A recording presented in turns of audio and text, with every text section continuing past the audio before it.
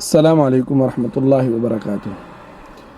کل ہم نے وصیت کے متعلق کہ وصیت کیا ہے اس کے متعلق گفتگو کی تھی۔ آج ہم وصیت کی مشروعیت کہ وصیت کب مشروع ہوئی اور پھر قرآن پاک کی بعض آیات میں جب مشروع ہوئی تو وہ کب منسوخ ہوئی، اور قرآن و حدیث میں وصیت کے بارے میں کیا کہا گیا ہے، اور علماء امت کا اس بارے میں کیا موقف ہے۔ تو اس بارے میں کہ وصیت کی مشروعیت قرآن کریم سے کب ثابت ہوئی اور کب ہوئی، اس بارے میں سورۃ البقرہ کی کچھ آیاتیں، تین آیاتیں کتب علیکم اذا حضر احدکم الموت ان ترک خیرا الوصیۃ للوالدین والاقربین بالمعروف حقا علی المتقین فمن بدله بعد ما سمعه فانما اثمه علی الذین یبدلونه ان اللہ سمیع علیم فمن خاف من موص جنفا او اثما فاصلح بینہم فلا اثم علیہ ان اللہ غفور الرحیم، جس کا ترجمہ کچھ یوں بنتا ہے، اللہ تعالیٰ ارشاد فرماتا ہے کہ تم پر فرض کیا گیا ہے کہ اگر تم میں سے کوئی اپنے پیچھے مال چھوڑ کر جانے والا ہو تو جب اس کی موت کا وقت قریب آ جائے وہ اپنے والدین اور قریبی رشتہ داروں کے حق میں دستور کے مطابق وصیت کرے۔ یہ متقی اور پرہیزگار لوگوں کے ذمہ ایک لازمی حق ہے۔ پھر جو شخص اس وصیت کو سننے کے بعد اس میں کوئی تبدیلی کرے گا تو اس کا گناہ ان لوگوں پر ہوگا جو اس میں تبدیلی کریں گے۔ یقین رکھو کہ اللہ سب کچھ سنتا ہے، جانتا ہے۔ ہاں، اگر کسی شخص کو یہ اندیشہ ہو کہ کوئی وصیت کرنے والا بجا طرفداری یا گناہ کا ارتکاب کر رہا ہے اور وہ متعلقہ آدمیوں کے درمیان صلح کرا دے تو اس پر کوئی گناہ نہیں۔ بے شک اللہ تعالیٰ بہت بخشنے والا، بہت بڑا مہربان ہے۔ وصیت کا لازم اور فرض ہونا یہ حکم اس زمانے میں دیا گیا تھا جب کہ وراثت کے احکام نازل نہیں ہوئے تھے۔ اللہ تعالیٰ نے وصیت کا حکم بتدریج نازل فرمایا۔ غرض ہے کہ مذکورہ آیات میں وصیت کی فرضیت کا جو حکم ہے وہ منسوخ ہو چکا ہے، البتہ استحباب اب بھی باقی ہے، یعنی اب بھی وصیت کرنا مستحب عمل ہے۔ جو آیات ہم نے ابھی تلاوت کی ہیں اور اس کا جو ترجمہ ہوا ہے، ان آیات کا حکم اب منسوخ ہو چکا ہے، لیکن یہ حکم استحبابی طور پر، مستحب ہونے کے طور پر ابھی بھی موجود ہے۔ کوئی وصیت کرے تو مستحب ہے۔ اللہ تعالیٰ نے سورۃ النساء میں جہاں وارثوں کے متعین حصے ذکر فرمائے ہیں، متعدد بار، کئی بار اس قانون کو ذکر فرمایا، یعنی وصیت کو۔ یہ ساری تقسیم اس وصیت پر عمل کرنے کی بعد ہوگی جو مرنے والے نے کی ہے، یا اگر اس کے ذمہ کوئی قرض ہے تو اس کی ادائیگی کے بعد۔ یہ سورۃ النساء کا جو ہے خلاصہ ہے وصیت کے بارے میں۔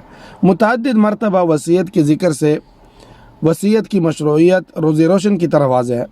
سورہ مائدہ میں اللہ تعالیٰ کا ارشاد ہے، یا ایہا الذین آمنوا شہادۃ بینکم اذا حضر احدکم الموت حین الوصیۃ اثنان ذوا عدل منکم او آخران من غیرکم ان انتم ضربتم فی الارض فاصابتکم مصیبۃ الموت تحبسونہما من بعد الصلاۃ۔ یہ آیت آخر تک کہ اے ایمان والو، جب تم میں سے کوئی مرنے کے قریب ہو تو وصیت کرتے وقت آپس کے معاملات طے کرنے کے لیے گواہ بنانے کا طریقہ یہ ہے کہ تم میں سے دو دیانتدار آدمی ہوں جو تمہاری وصیت کے گواہ بنے۔ کل بھی یہ بات گزری ہے کہ وصیت بہتر بات یہ ہوگی کہ اس پر دو آدمیوں کو گواہ بنائیں۔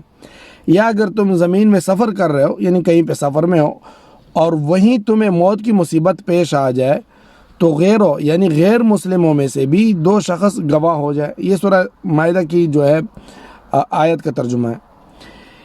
اس آیت میں اللہ تعالیٰ نے ارشاد فرمایا کہ حضر کے ساتھ، یعنی آپ موجود ہیں اپنی جگہ پہ، سفر میں بھی وصیت کی جا سکتی ہے، اور وصیت کرتے وقت دو امانت دار شخص کو گواہ بنا لیا کرو تاکہ بعد میں کسی طرح کا کوئی اختلاف ورثہ میں پیدا نہ ہو۔ یہ تو ہوا قرآن پاک سے وصیت کی مشروعیت۔ وصیت کی مشروعیت حدیث نبوی صلی اللہ علیہ وسلم سے کیا ہے؟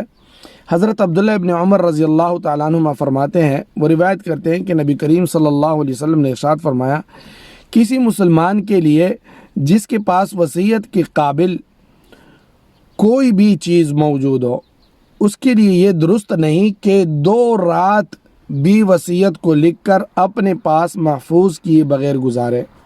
یعنی اس کے پاس کچھ امانت ہے، کچھ پیسے ہیں، قرضہ ہے اس پہ، اور وہ وصیت لکھا ہوا ہے اور پھر بھی وہ وصیت کے بغیر جو ہے گزار دے اپنے اوپر یہ دن۔